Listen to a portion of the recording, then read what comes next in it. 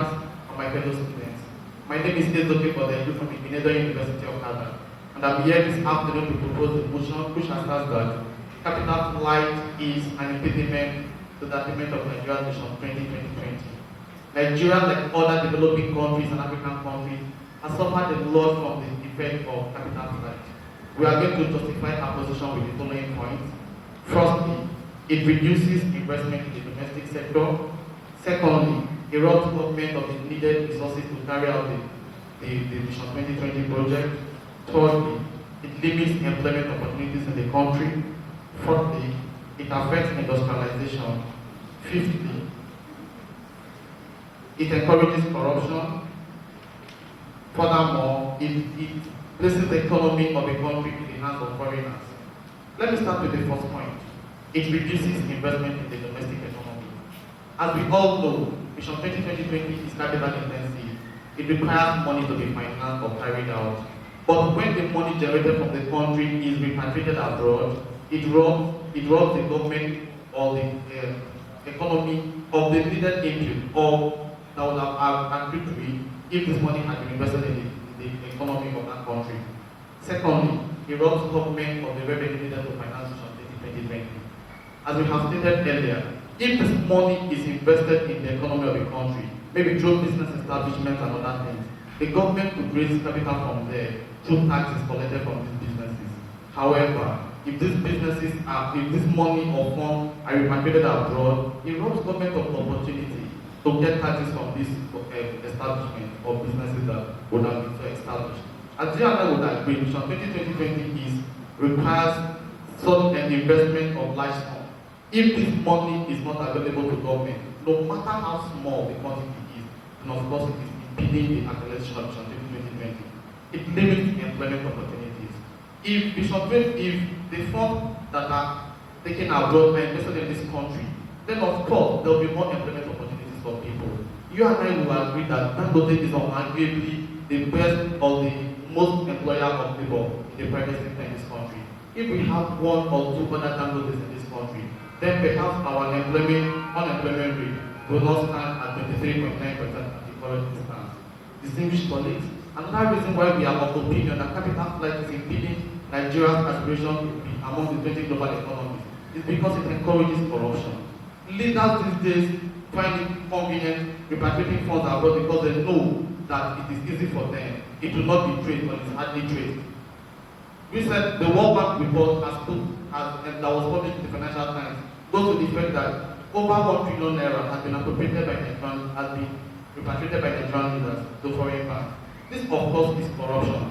Let me say this: corruption is wrong, yes, but if this money that is embezzled is invested in our economy, I think it will help us. Even though we are not justifying corruption, we are simply saying that investing that money in the economy of the country is better than repatriating it abroad. Another effect of capital flight is that it places the economy of a country in the hands of foreigners. When so much of your money has been transferred abroad, of course foreigners become in charge of the economy. If, for instance, Nigerians repatriate so much of their funds abroad, then the economy of this country is no longer spreading in the hands of Nigerians. It therefore means that Nigerians will no longer be in charge of our economy. Furthermore, industrialization. It will interest you to know that for Nigeria to be among the 20 most developed economies in the world, Nigeria needs to be industrialized. Industrialization is the hub of any economy. At the moment, Nigeria is purely an import economy. Nigeria imports literally everything. It will interest you to know that Nigeria is the highest importer of rice in the world. Nigeria currently is the second importer of champagne from France. All of this will no longer be there if industrialization takes place. Another reason why we are of opinion that capital flight is not helpful to Nigeria is because it reduces the growth of the economy. For Nigeria to be among the 20 most developed economies in the world, then Nigeria's GDP ought to be $900 billion as contained in the Vision 2020 document. As you and I speak today, Nigeria's GDP stands at slightly above $200 billion. If capital flight is allowed to continue at the rate which it is doing, then of course Nigeria will be unable to generate $900 billion as is required to be among the 20 most developed economies in the world. Distinguished ladies and gentlemen, for Nigeria to generate $900 billion, then Nigeria ought to have to develop its economy at least 400% between now and 2020. this would agree is not an easy task.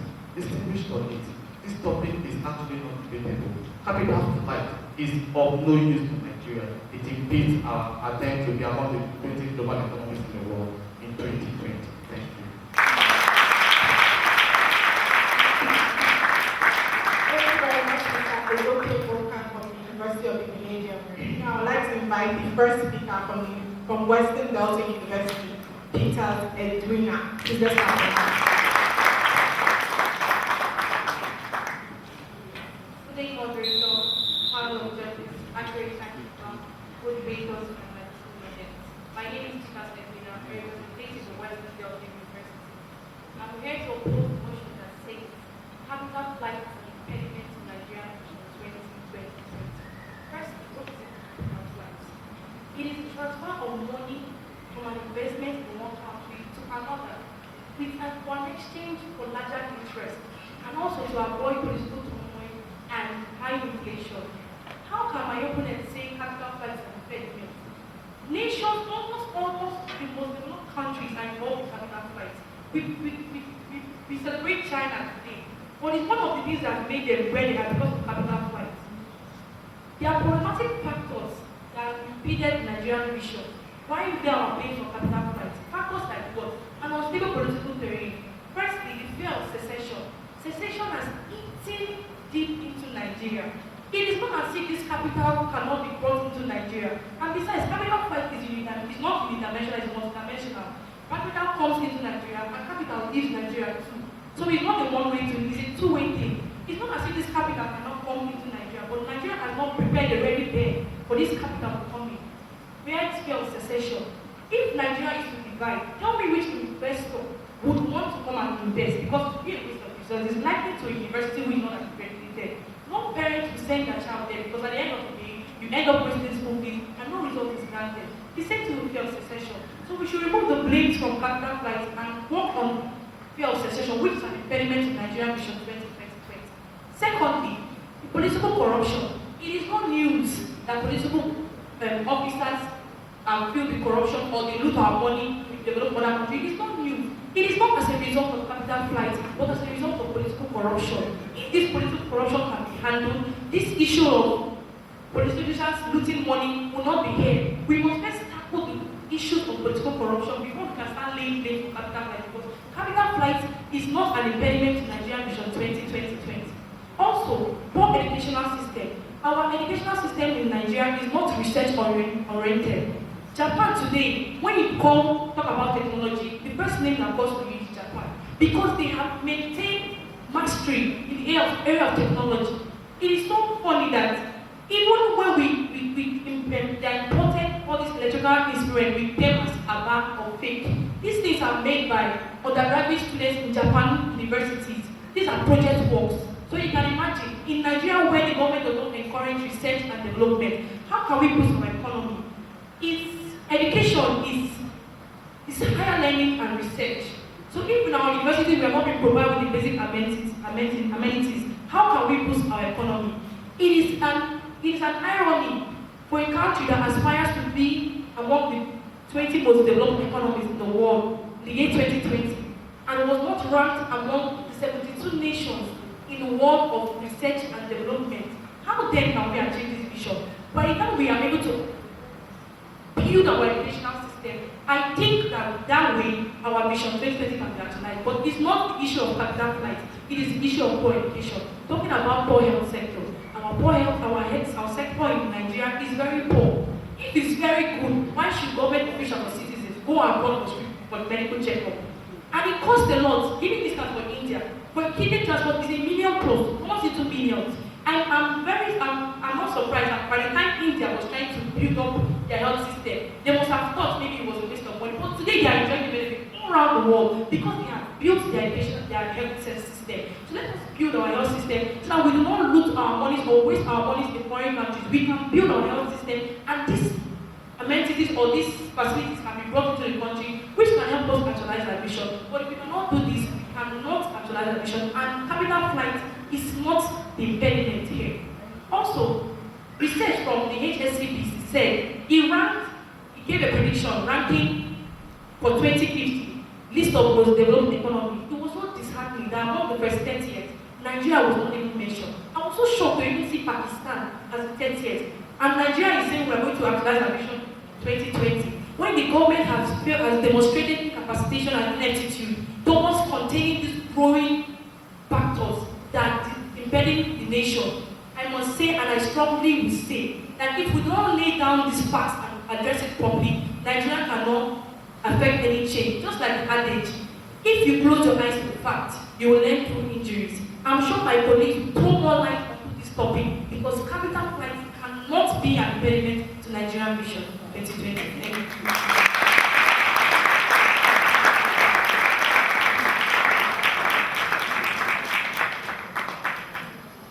Thank you very much, Edwina from Western Delta University. The second speaker from Igbenedion University, Israel Thomas, will come up stage now, and you have 5 minutes. Let's applaud him. Paradoxically, Nigeria and other developing countries who aspire to be among the developed countries very soon are losing a large amount of their resources to other economies of the world because of what we call capital flight. With this, I would like to say a good day to the Mr. Moderator, the panel of judges, the accurate timekeeper. All protocols are duly observed. Like my colleague rightfully said, I would like to add to these points with this my articulated point. First of all, it leads to instability in exchange rate. Secondly, it depletes our external reserve. Thirdly, it leads to huge external debt. Then fourthly, it leads to low savings in the domestic economy. Fifthly, I will talk about the underdevelopment of capital market and money market. Then, sixthly, I will talk about unfavorable balance of payment. It leads to, furthermore, I will talk about things like it leads to loss of confidence in the economy, and also it may deprive us of the benefit of globalization or openness or trade liberalization, as we may call it. So now I'll go to the explanation of my point. First of all, instability in exchange rate. How does capital flight lead to instability in exchange rate? When we send this capital, what about capital? We have human capital, we have the physical capital and the financial capital. When we send this capital outside the country, what happens is that this has an effect on the exchange rate in the sense that these countries we are sending it to, they don't use naira. We have to convert those funds, the financial part especially, into those foreign currencies. When we convert this to foreign currencies, what we are actually doing is that we are increasing the demand for foreign exchange. And because of this, the foreign exchange will be going up. And this is bad for the economy. Why? Because it leads to what we call currency speculation. There are people in Nigeria, they live on this. Every day they look at the exchange rate, they look at where it is. Okay, it's 155 today. Oh, I know my beloved country, tomorrow it's going to go to 155. So let me just hold my money in form of foreign exchange. Let me hold it in dollars. Tomorrow when it gets to 155, I will change it to, I'm going to change it to naira again and use the benefit to feed. When this happens, it represents a loss to the economy in the sense that this money we should have been channeled to productive sectors so that the agricultural sector, the manufacturing and the industrial sector is lost because of what? This exchange rate instability that results from capital flight. Secondly, it depletes external reserve. Like I said first time, when the resources are taken out of this country, the Central Bank of Nigeria and other commercial banks are responsible for providing this foreign exchange. When they provide this foreign exchange, our external reserve is depleting. What is the effect of this depletion in external reserve? The consequences of depleting your external reserve is that in the future, when you will need to buy the capital inputs we need to achieve Vision 2020, we may not have this fund. Thirdly, I said it's going to push external debt. How does this going to push external debt? When our external reserve is depleting and we need money in future, the result of this capital flight is that we now start borrowing from other countries. When we borrow, it creates a tax burden.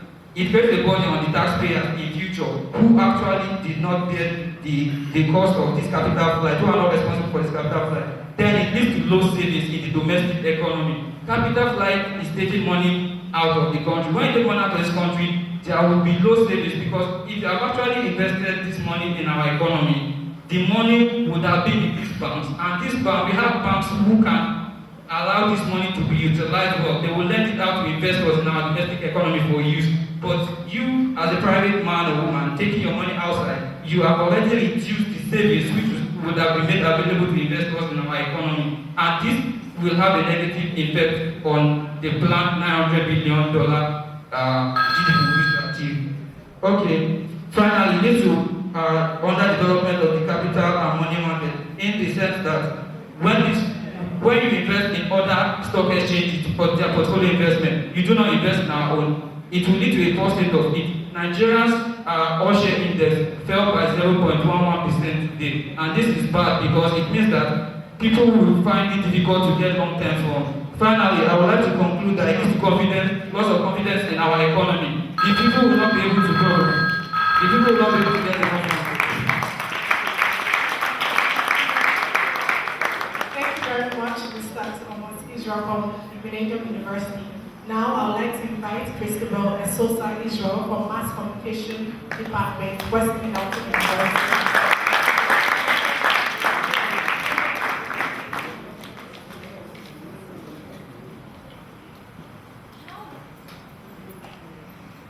How do we achieve a vision when we lack infrastructure and yet someone says it's capital flight?